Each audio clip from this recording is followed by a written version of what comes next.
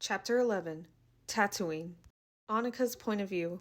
After Cal was taken, Darth Vader's remaining stormtroopers and purge troopers nearly killed all of us. Fortunately for us, we were lucky to escape. Obi-Wan decided it would be best to hide out on a planet the Empire wouldn't really visit as often, at least for the time being. So he took us to Tatooine.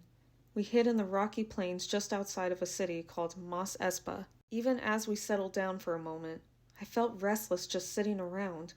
I decided to go outside off the ship for a moment and get some fresh air. My heart ached knowing Cal was captured, but I somehow knew deep down he was okay. Even so, I don't know how I'm going to tell him what happened on Jedha afterwards. My moments alone in thought didn't last long. I could hear footsteps approaching me from the sand, but I knew it was Obi-Wan. "We did all that we could, Annika," he began. "Then why do I feel like a failure?" I replied.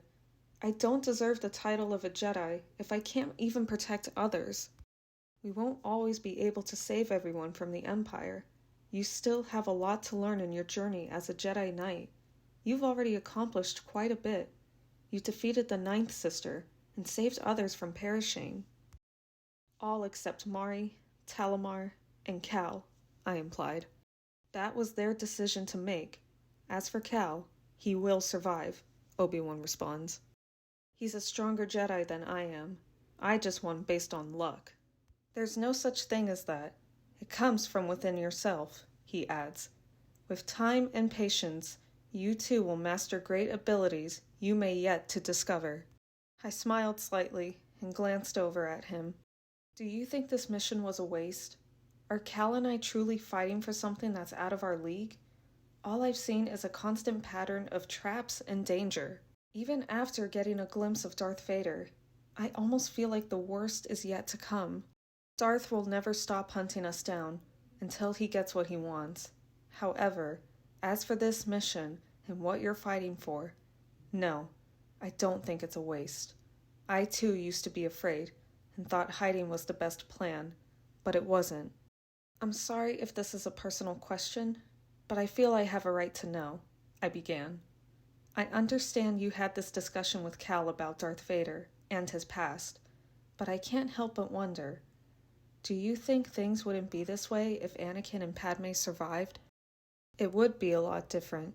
I can't tell you everything for certain reasons, but I will share this.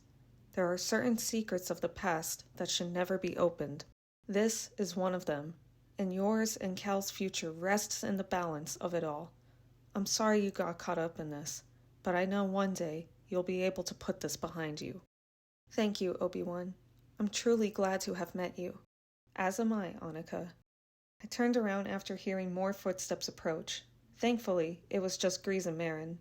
"Annika, there you are," says Grease. "I only went out for a moment, Grease. Is everything okay?" "It's Cal. We got in contact with him. He's still alive and escaped Vader." "What? Did you tell him where we were?" "Yes. He said he should be here any minute," Marin replied. I eagerly ran inside the ship to check the scanners. Time skip. Cal's point of view. I was awaiting to get the biggest lecture of my life from everyone when I arrived. Instead, I got the biggest embrace. "One of these days, kid, you're gonna give me a heart attack," says Grease. After everyone let me go, I leaned up against a wall, feeling a bit exhausted from the journey. "I'm sorry for worrying you guys, but I did find out some important information." "Why don't you tell us tomorrow? You look drained, and I can already tell Marin is going to have to heal some wounds," Annika replies. Time skip. After Marin tended to my wounds, Annika came in shortly after. Once we were alone, I prepared for Annika to yell at me, but she didn't. "What's troubling you?"